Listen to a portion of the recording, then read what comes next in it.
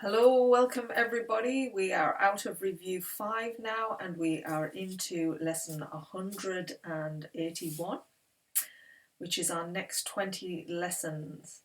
So we've got a bit of an introduction first to the next 20 lessons, and then we'll go straight into what the lesson's all about from a workbook, A Course in Miracles. If you aren't familiar with this channel and this is the first visit here, yep, we're working through A Course in Miracles. There is links under this video to the text that I'm going to be talking about today, and so let me begin. So the introductions to lessons 181 to 200. Our next few lessons make a special point of firming up your willingness to make your weak commitment strong. Your scattered goals blend into one intent. You are not asked for total dedication all the time as yet, but you are asked to practice now in order to attain the sense of peace such unified commitment will bestow, if only intermittently. It is experiencing this that makes it sure that you will give your total willingness to following the way the Course sets forth.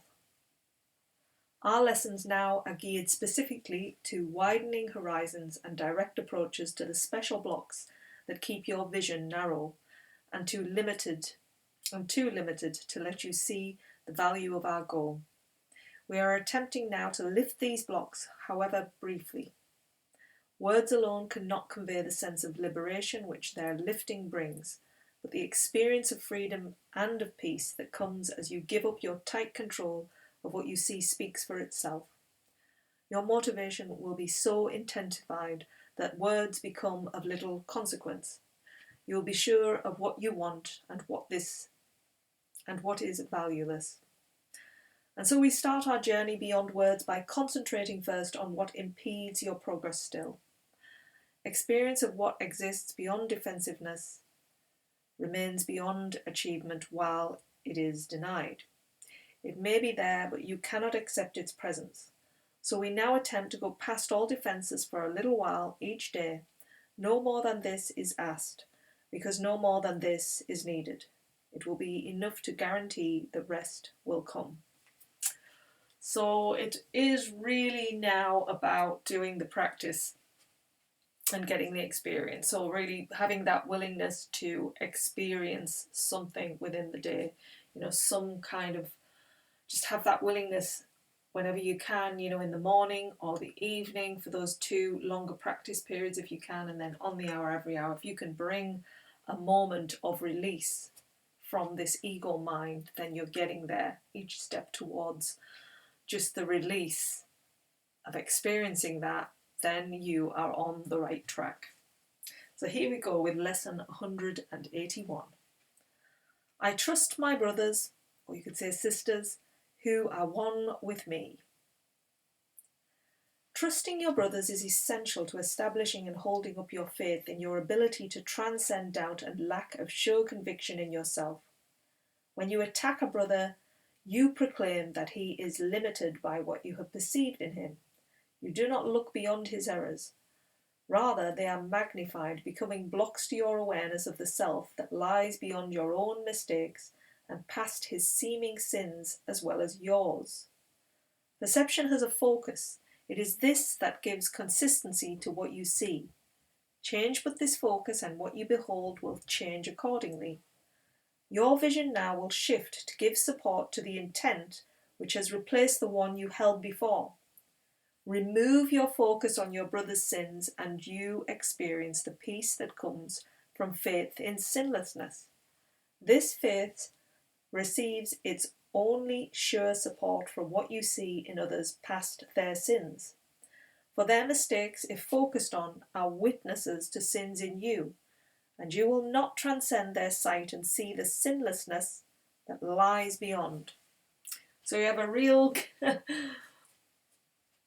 push today to whoever you see in your life today, throughout the day, just look beyond their sins that we class, whatever it is that we might have in our mind that we see as a problem, a grievance, something that's irritating us, whatever it is.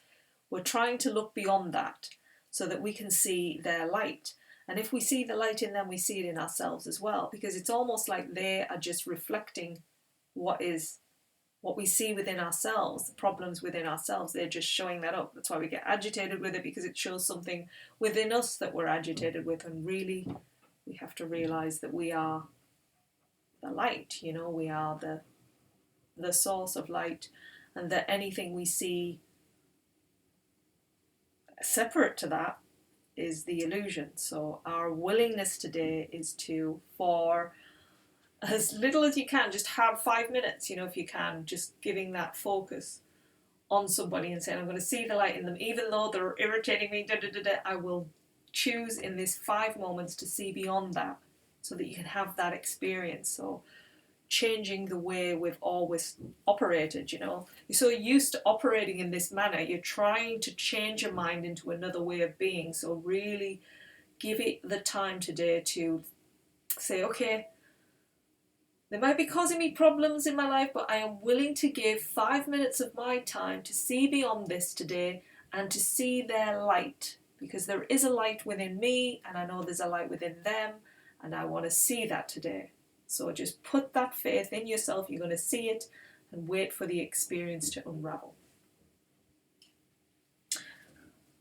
Therefore, in practicing today, we first let all such little focuses give way to our great need to let our sinlessness become apparent. We instruct our minds that it is this we seek, and only this, for just a little while. We do not care about our future goals, and what we saw an instant previous has no concern for us within this interval of time wherein practice changing our intent. We seek for innocence and nothing else. We seek for it with no concern but now. So yes, we're staying in the present moment. We're not thinking about what this person's going to be like in the future or what they were in the past. We're staying in the present moment, and we're seeing them for the innocence within them, for who they truly are. A major hazard to success has been involvement with your past and future goals. You have been quite preoccupied with how extremely different the goals this course is advocating are from those you held before. And you have also been dismayed by the depressing and restricting thought that even if you should succeed, you will inevitably lose your way again. And we do, don't we? It's like, oh, this isn't going to last and all that kind of thing. So really just allow the short periods of time to be in the now. And the more we do that and see it working, the more it's going to build momentum.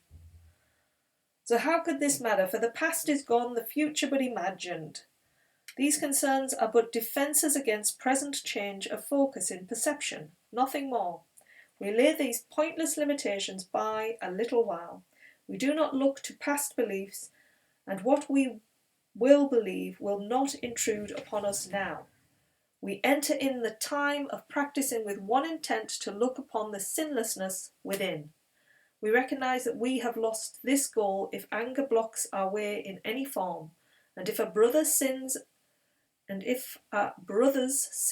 occur to us, our narrowed focus will restrict our sight and turn our eyes upon our own mistakes, which we will magnify and call our sins. So for a little while, without regard to past or future, should such blocks arise, we will transcend them with instructions to our minds to change their focus, as we say, it is not this that I would look upon. I trust my brothers who are one with me. So yeah, that willingness, that I am willing to go into this present moment and see this person without any past, any future, just as the light that they are, and saying those words to your mind. It is not anything that's sort of blocking you. You're countering it with, it is not this that I would look upon. I trust my brothers or sisters who are one with me. And we will also use this thought to keep us safe throughout the day. We do not seek for long-range goals, as each obstruction seems to block the vision of our sinlessness. We seek but for success an instant from the misery the focus upon sin will bring, and uncorrected will remain. Nor do we ask for fantasies, for what we seek to look upon is really there. And as our focus goes beyond mistakes, we will behold a wholly sinless world. When seeing this is all we want to see, when this is all we seek for in the name of true perception, are the eyes of Christ inevitably ours, and the love he feels for us becomes our own as well. This will become the only thing we see reflected in the world and in ourselves. Just as I'm reading that, just makes me feel like the more we can give this focus and this attention on the light in people, the goodness in everyone, that it's there. It just makes me feel like that, like snowflakes coming down, the more light that we're willing to see, it just starts to snow more and more. We just start seeing the true light of everybody, and it's sort of, the snow lands on them and lights them up as their true selves, and not anymore like this sort of covered, I guess. Yeah, it's a bit back to front, that, isn't it? I guess what I'm saying with the snow is that it's landing on them and cleaning away, I guess, the darkness, so that they are light. It's hard to explain, isn't it, sometimes what you see in your mind, how to make that, put it into words so that you can see it. And I guess that's what's going on with this lesson, it's all words, but until you actually get in there yourself and see it and feel it and experience it, then it's not going to be realized. So whatever happens for you, just see the person in the present moment in the light, and allow whatever to unfold in that wonderful mind of yours to come and rise and give you that lovely heartfelt appreciation, for everybody on this planet. Everybody. That's the aim, to get there. That's the ultimate aim. So the last paragraph. The world which once proclaimed our sins becomes the proof that we are sinless, and our love for everyone we look upon attests to our remembrance of the holy self which knows no sin and never could conceive of anything without its sinlessness. We seek for this remembrance as we turn our minds to practicing today. We look neither ahead nor backwards, we look straight into the present, and we give our trust to the experience we ask for now. Our sinlessness is but the will of God. This instant is our willing one with his. So there we have it. We are looking at everybody today as, the light that they are. That's the aim of today's practice. So if you can spend some time in the morning, just as you wake, to give yourself that moment of, this is how I'm going to run my day today, put the words into your mind, meditate with them for 5 to 30 minutes in the morning, again on the evening, and then reminding yourself on the hour, every hour, the message of the day, which is, I trust my brothers and sisters who are one with me. And giving that moment of time, whichever time works for you in the day, to really have the willingness to see the light in them so that you can experience it. And once those doors start opening, the experience of these practices, then you're going to want to do it more and more and more. So good luck in your practice today. I hope you see the light in others. Take care. Bye.